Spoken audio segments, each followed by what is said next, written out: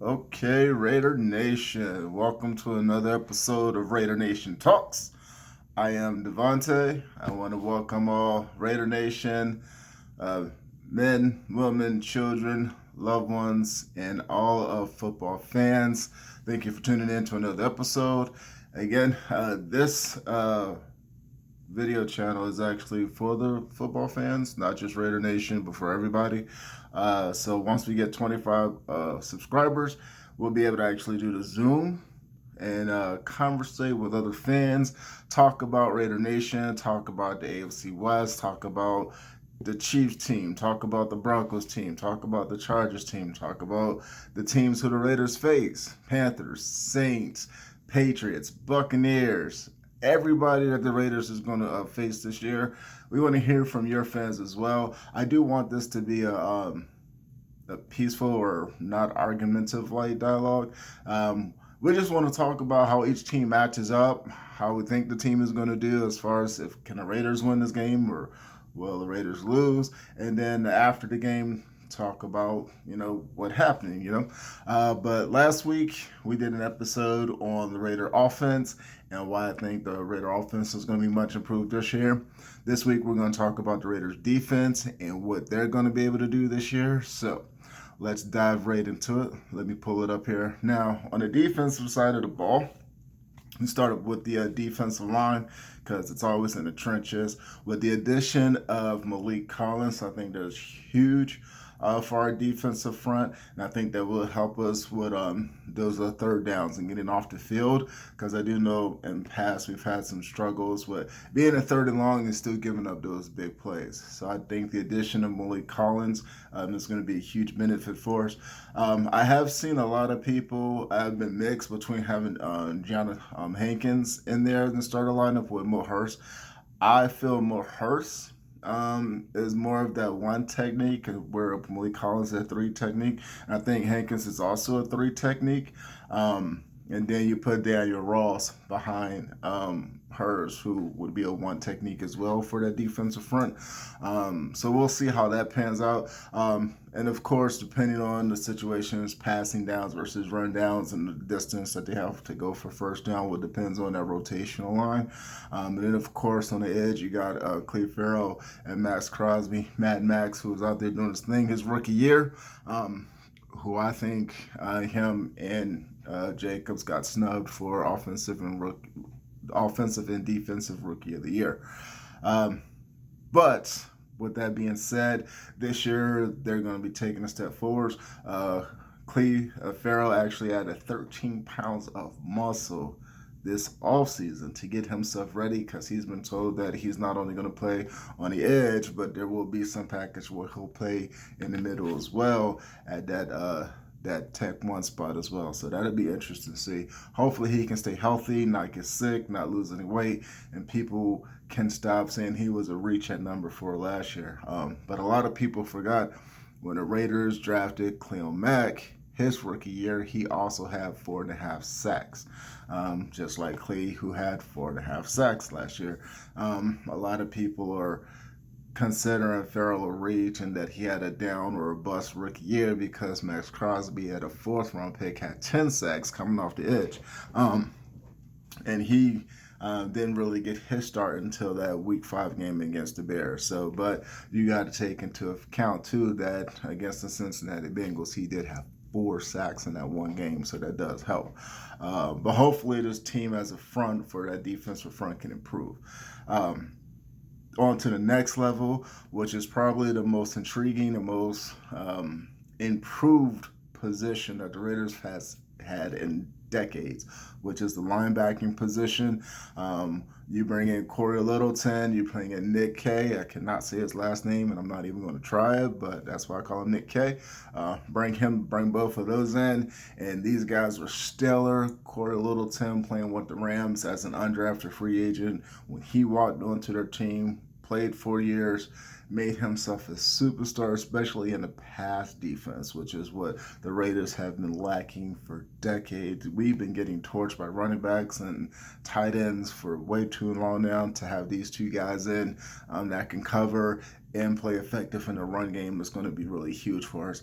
Now, the interesting part with Littleton playing the strong side and Nick K playing the Mike position and having that green dot, who's going to play the weak side? And I have been hearing a lot of noise from the rookie from UNLV, the Rebels, Javen White.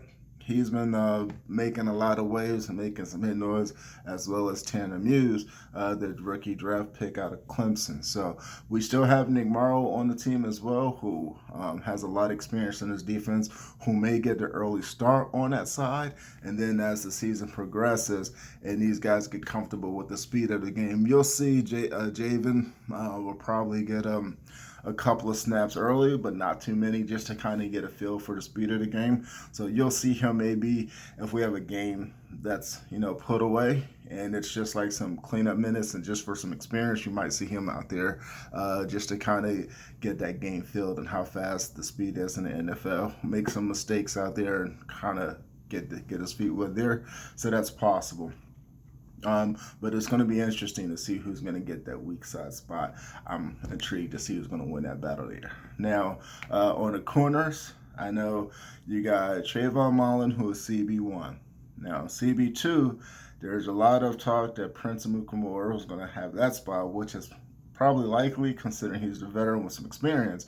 But Damon Arnett has been making some moves. He has been making some noise, and he has been making some plays as well, especially in that press coverage. So I will not be shocked or surprised to see him take that starting position and have that spot right there as well. Now, in the slot, we do have Joyner, Lamarcus Joyner in that spot. And I think he will be the starter when we take week 1 against Carolina. But as the season progresses, I would not be shocked to see Amik Robinson out there. And I wouldn't be surprised to see Amik Robinson actually take that spot at some point as well. If not this year, next year. But keep an eye on that battle as well. That's going to be interesting.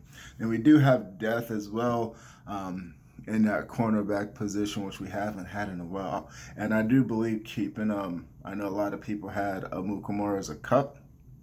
I think if we keep him, we keep Isaiah Johnson, and the toss-up between Levin Lawson or Nixon that's where that battle is going to be. But I do think we're going to keep those. So if you're looking at keeping Trayvon, Arnett, Joyner, Robinson, Isaiah, Prince, that's 6 corners right there. And then you think about the 53-man roster. So it's going to be a toss-up. It'll be intriguing to see if they keep Prince Amukamara or if they go with one of the other younger guys.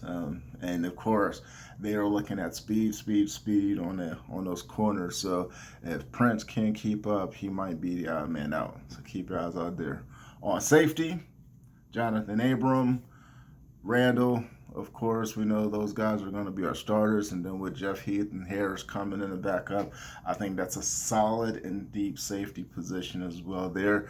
So when you're looking at being able to match up with some of these other teams, we do finally have some guys that can handle one-on-one. We got some guys that can handle speed. If you look at what Trayvon Mullen did last year in that second game against the Chiefs, holding Tyreek Hill to 2 catches for, I think it was 16 yards. That's phenomenal for a rookie to do against a guy who's that fast. That shows his man press. And then on the other end with Damon Arnett, who's a man press coverage. This guy in 4 years in college only gave up 4 touchdowns. That is 1 touchdown per year in college. That is a phenomenal stat.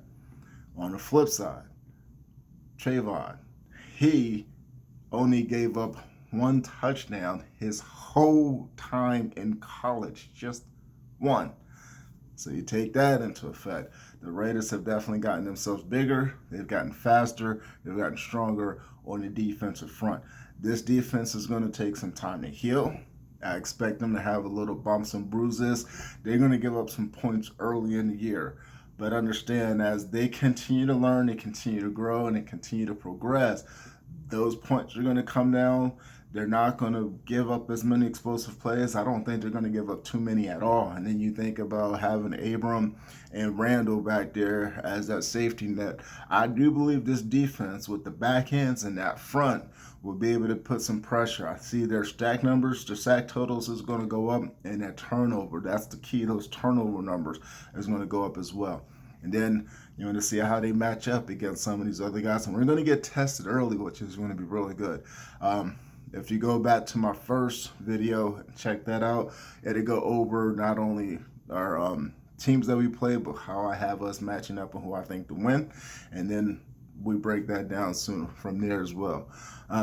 So I do believe our defense and offense matches up a lot better than a lot of the so-called experts are giving us credit for. A lot of these people are saying that the Raiders aren't going to be able to do it.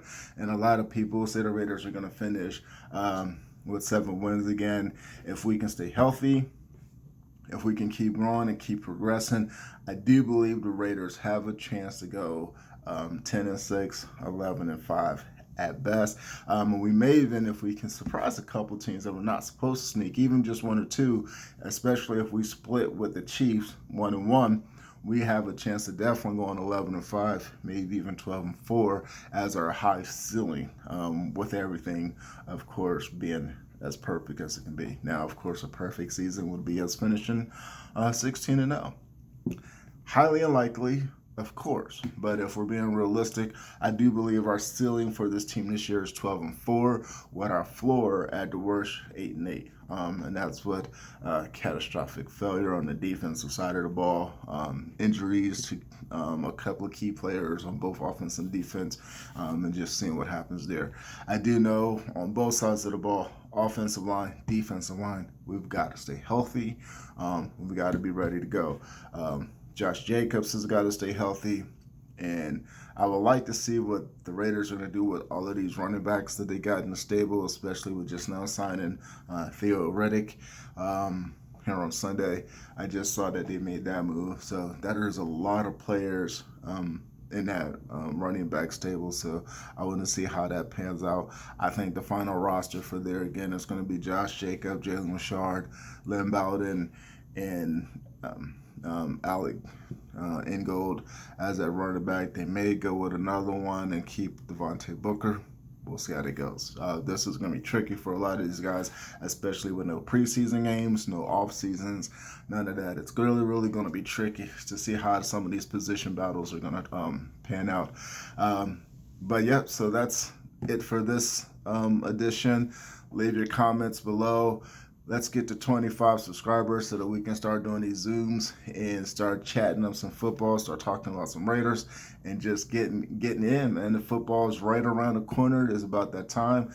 I'm going to continue to try to work on getting my Facebook link for this so that I can post it on Facebook as well as Instagram and on YouTube. So I'm going to continue to work on that to try to figure out how to get all that stuff posted up on there as well, so you guys can check that out as well. Thank you for watching. I appreciate you. And next week, we'll be talking about cutting the man's downs and who will make that final roster. My prediction for that 53-man roster, I'll do that next week for you guys as well. So until then, be safe, be blessed. Please, everybody, wear your mask so that we can beat this coronavirus and we can actually attend some games. And we can't do that if not everybody participates on how to get rid of this thing. So please, let's wear a mask, keep your family safe, keep your loved ones safe. Let's get rid of this virus and let's get our way of living back together. All right, you guys stay blessed. I'm out.